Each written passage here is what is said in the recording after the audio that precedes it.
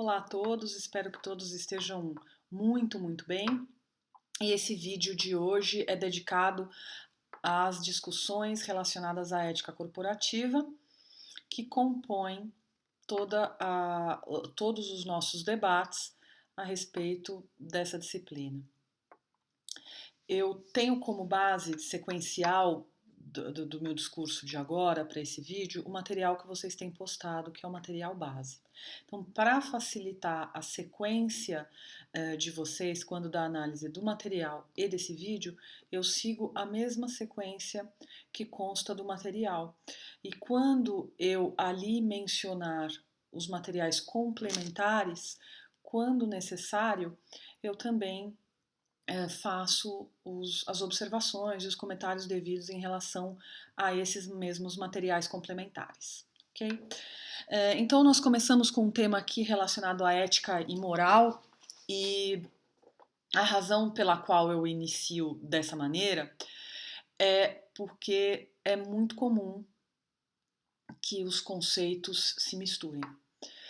Ou que muitas vezes escutemos que moral é algo relacionado ao indivíduo e que a ética é algo relacionado a pessoas jurídicas, a organizações, e muitas variáveis a partir daí. A questão é delimitar o campo da moral, o campo da ética e a sua interdependência. Pensemos que todos nascemos amorais. Não há moral alguma.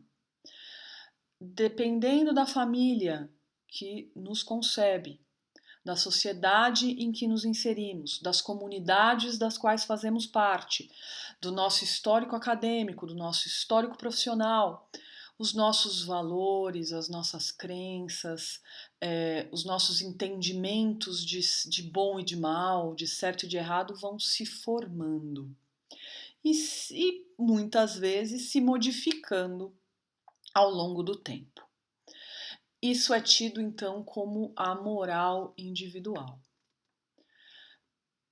A ética vem como um estudo da moral, como uma ciência que busca a codificação de todos esses valores, de todas essas ideias, de todos esses direcionamentos de pode e não pode, de bom e de mal, de certo e de errado. A ética busca trazer isso para um campo de estudo para guiar e direcionar condutas, né? Formatar os valores, formatar as ideias de adequado e não adequado para aquela dada sociedade, para aquela dada cultura, para aquele dado momento histórico. Eu friso sempre isso, porque daí nós podemos concluir que existe uma diversidade de códigos de ética. Obviamente, existem o código de ética que nós chamamos de universal, que é composto pelos direcionamentos básicos e universais de bom e de mal, né? Então, não engane ninguém, seja honesto, seja íntegro, faça as coisas de acordo com a lei. Esses são princípios, são valores que se aplicam invariavelmente a todos os tipos, ou a grande maioria, das culturas e das situações. Mas existe uma grande variedade de códigos de ética, inclusive se pensarmos em nós individualmente. Vou me usar como exemplo. Vocês já devem ter ouvido ou já devem ter dito que um ou outro advogado que defende um ou outro criminoso de colarinho branco ou não, ou aquele que comete algum crime hediondo, que isso não seria algo adequado do advogado fazer, né? Como vai defender um corrupto ou como vai defender um assassino serial? De acordo com... E a palavra antiética vem muito nessa linha. E uma das problemáticas que eu sempre menciono é a questão da banalização do conceito. Vamos colocar como um dos objetivos para nós não banalizarmos o conceito, porque senão tudo virá é antiético, não pode, isso é antiético, isso é uma conduta que foge dos padrões da ética. Pode ser que sim, mas, dependendo da situação, especialmente corporativa, deve ser analisado com um pouco mais de cautela. No caso que eu acabei de mencionar, não é antiético para o advogado realizar esta defesa.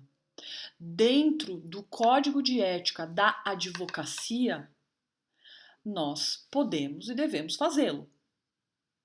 O que vai mudar e o que pode ser discutido é que como esse advogado vai se comportar na construção da defesa. Para defender o cliente, ele também flexibilizará mais do que deveria?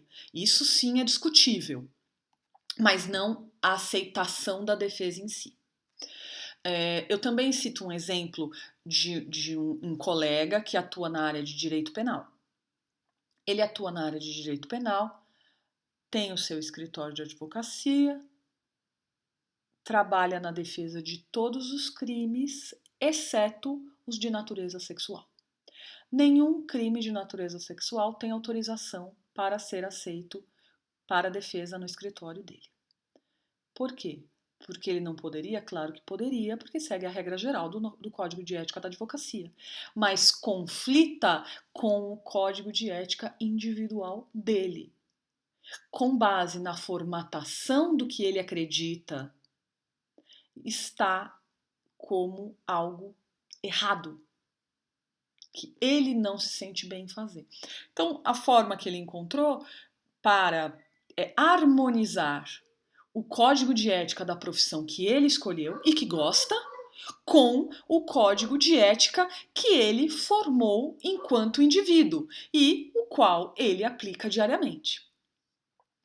Esse exemplo se expande, porque aí nós pensamos num código de ética de um estado, por exemplo, de uma certa cultura, de empresas de determinados ramos, empresas do tabaco, empresas petrolíferas, empresas de bebidas, bancos.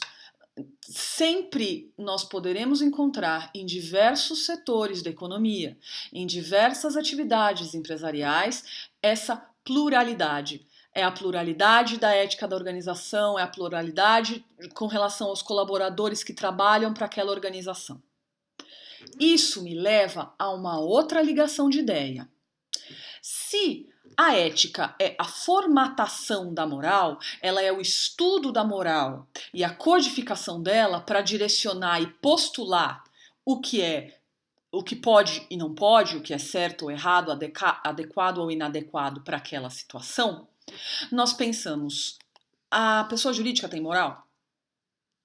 Porque a gente tem o Código de Ética e Conduta da Empresa, né? Então a pessoa jurídica nessa linha, ela tem moral? Tem. Né? A pessoa jurídica é um ente ideal? É.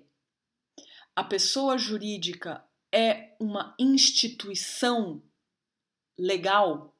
Um conceito, um fundamento jurídico? É. E, por assim dizer, é intangível.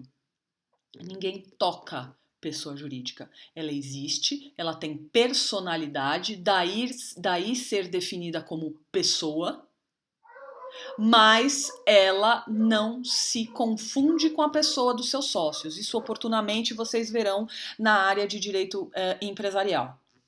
Mas para nós, para esse tema de hoje, temos a ideia de que uma pessoa jurídica tem personalidade própria e é claro que a cultura organizacional será formada com base nos valores que são concebidos para aquela organização por aqueles que a constituem.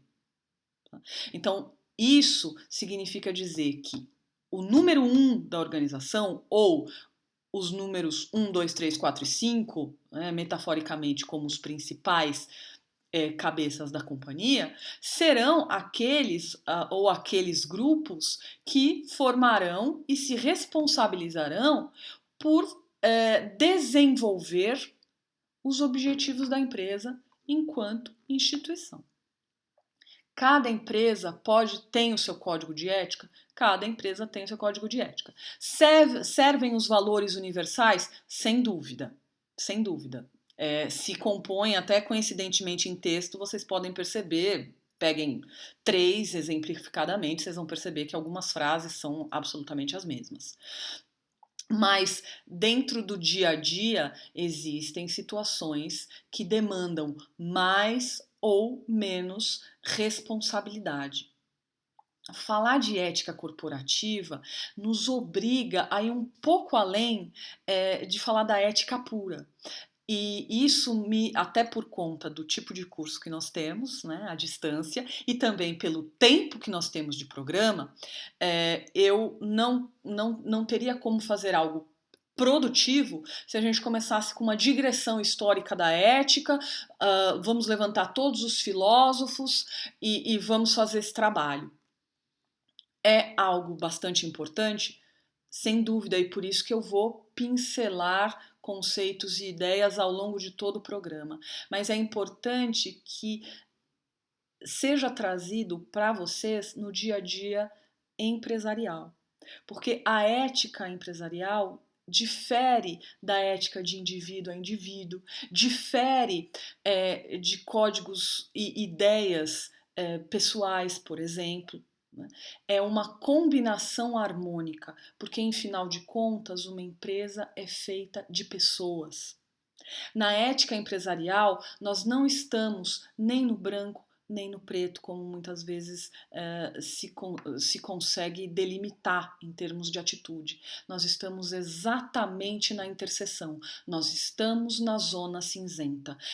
Isso aumenta exponencialmente o grau de subjetividade da discussão, e isso também faz com que tenhamos que pensar sempre e repensar, perguntar, sopesar e equilibrar. Toma tempo? Com certeza. Toma tempo que muitas vezes nós não temos? Sem dúvida. Mas é um exercício diário, é um exercício necessário, né, para que os objetivos sejam atingidos, especialmente no âmbito empresarial, em que as situações variam enormemente.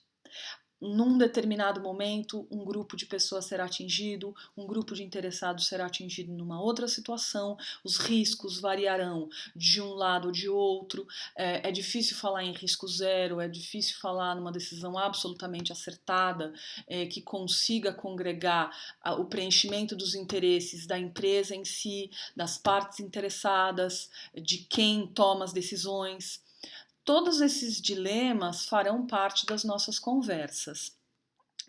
Portanto, temos que, sim, uma instituição, uma empresa, uma organização tem a sua cultura organizacional, a sua moral, por assim dizer, e nessa linha exerce essa ética através de atos de responsabilidade social corporativa, de sustentabilidade, que são exercícios da ética. Nada mais são. Falar em sustentabilidade é falar de um exercício de ética.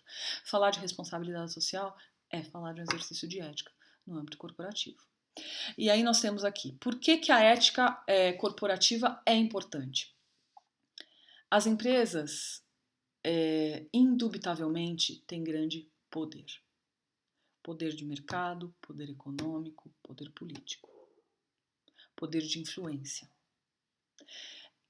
Esses nichos de poder fazem com que uma empresa tenha o poder tanto para o bem quanto para o mal. Então, a ideia de responsabilidade social já começa a ficar atrelada com essa ideia. Metaforicamente falando, sobre as costas da pessoa jurídica pesam responsabilidades na medida das ações que ela toma, na medida das atividades que ela desenvolve. Aqui nós temos a ética empresarial como ferramenta educativa. Eu digo ferramenta educativa porque não é apenas implementar um código de ética, fazer assinar, treinamento anual. O estabelecimento, a amarração, o comprometimento profundo com esse tipo de atitude, ela é diária, é educação e treinamento, não necessariamente através de um workshop formal, mas modelos de atitude internas, porque, queridos, vocês sabem, o primeiro a perceber que a empresa não é aquilo que prega em termos éticos é o colaborador. ele é o primeiro que percebe. Quando o vício começa a ficar crônico internamente na empresa, muitas vezes pode tomar todos de uma lavagem cerebral até. Quando vocês assistirem o vídeo relacionado ao caso da Enron, vocês vão perceber. Né? E a propósito do caso da Enron, nós temos situações, e aqui vocês já vão analisar o vídeo, que já tem a indicação no material. Eu queria que vocês assistissem esse vídeo e verificassem exatamente como isso toma uma proporção de cultura dentro da empresa, de moral, de ética interna, em que todos atuam crendo que aquilo é adequado.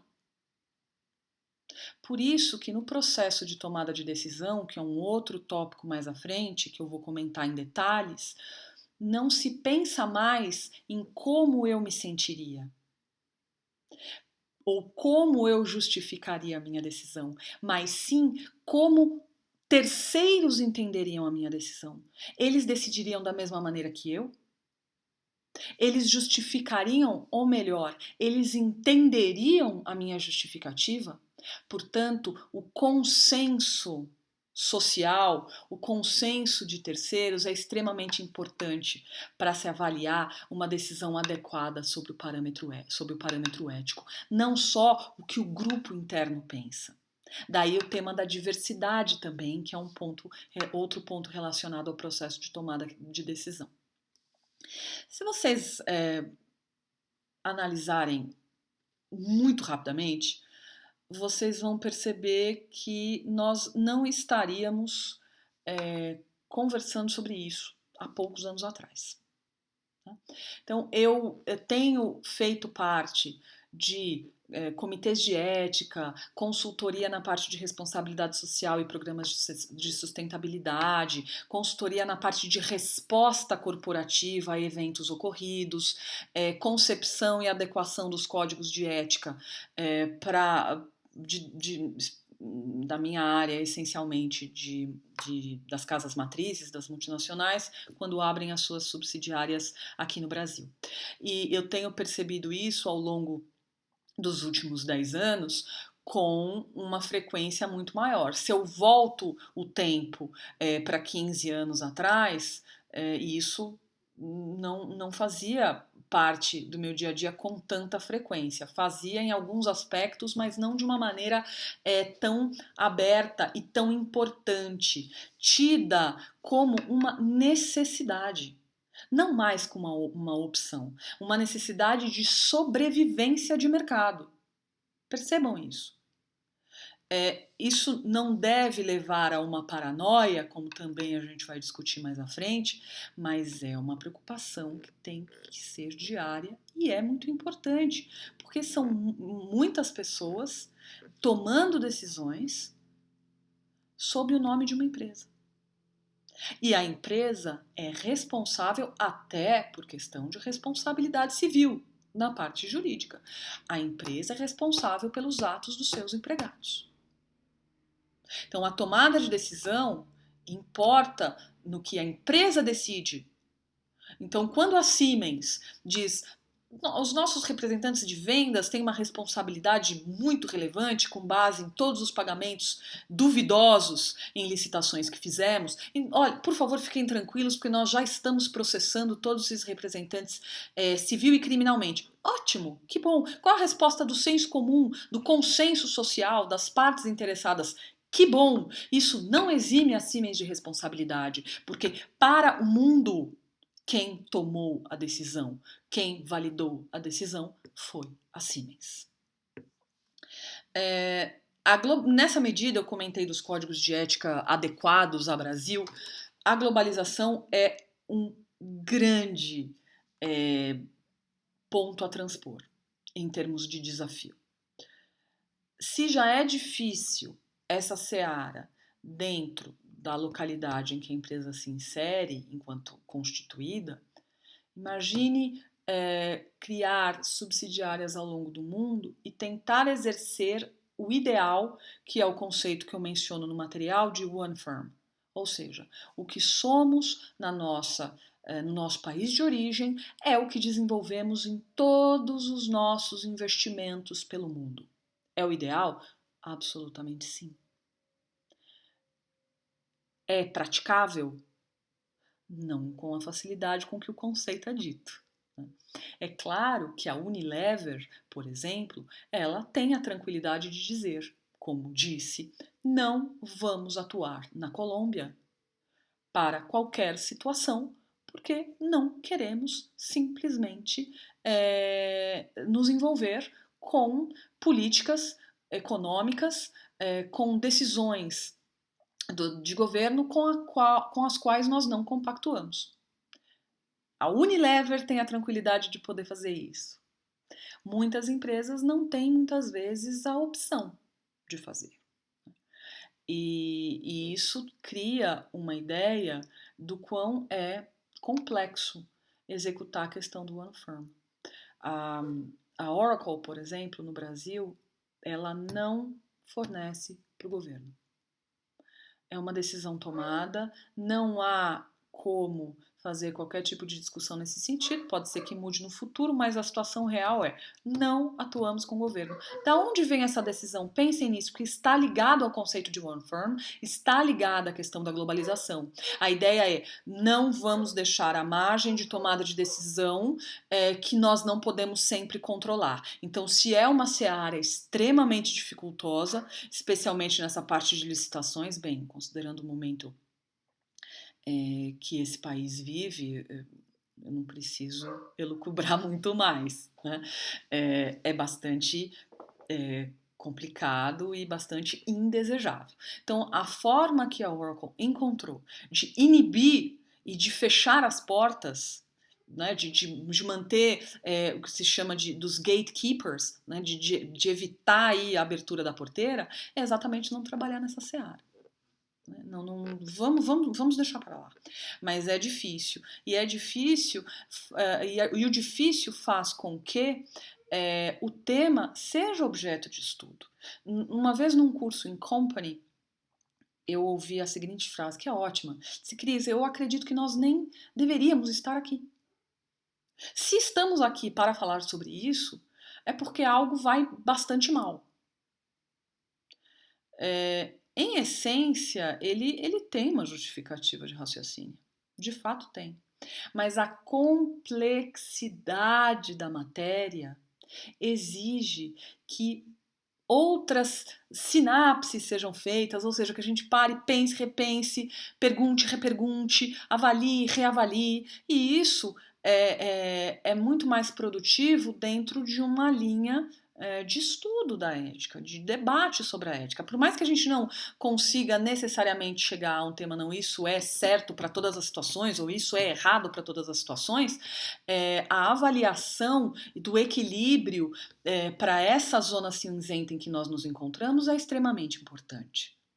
Então, de fato, nós não estaríamos aqui, como eu dizia, há anos atrás. Não estaríamos. Estamos em programas de ética, em programas de governança corporativa, que foram impulsionados por uma onda que se percebe muito mais forte depois dos grandes escândalos financeiros encabeçados pela Tyco, pela WorldCom, pela Enron, e dentro da linha da Enron e da WorldCom, Arthur Andersen e tantos mais.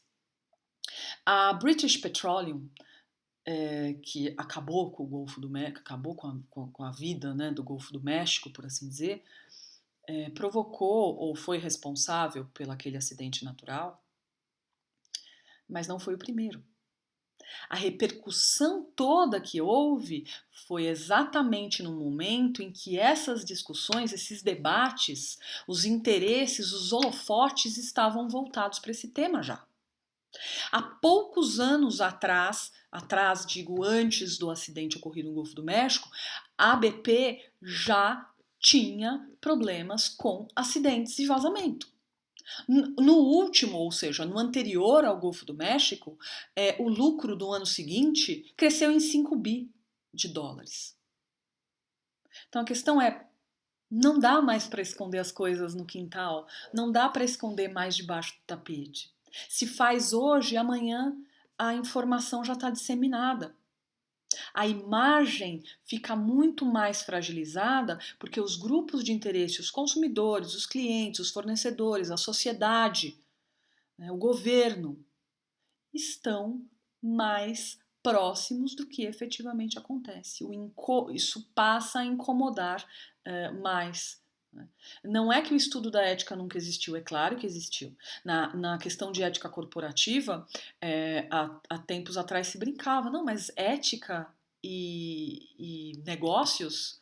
Ah, tá, a gente vai demorar 10 minutos para falar de estudo, né? Porque, tá. E mais que isso, ética e negócios, durante muito tempo, foram vistos os dois conceitos próximos como um oxímoro, ou seja, algo incompatível, como se os dois conceitos não pudessem conviver dentro de uma mesma empresa, dentro de uma mesma sala. Quando em verdade pode, o sistema é isso que vocês vão perceber que eu vou dizendo, o sistema é sempre o capitalista, até a última vez que eu chequei o sistema era o capitalista, e as empresas continuam trabalhando para resultados. Não mais com o fetiche do lucro, não mais como resultado em primeiro lugar. É um exercício que muitas vezes custa a empresa. Vocês devem saber isso tão ou melhor do que eu. Muitas vezes custa. Muitas vezes delimita uma diminuição do lucro a curto prazo, mas com uma projeção de lucro maior a médio e longo prazo. Justamente por conta dessa modificação de interesses, desses novos olhos dos grupos de interesse. Vamos lá. A questão de cultura é bastante importante nessa ótica da globalização que eu comentava, porque vocês, pelo que eu já percebi, têm experiências bastante heterogêneas, tanto de empresas pequenas, empresas médias, empresas grandes, empresas de capital nacional, empresas de capital estrangeiro. Isso faz com que vocês percebam exatamente como as coisas se delimitam.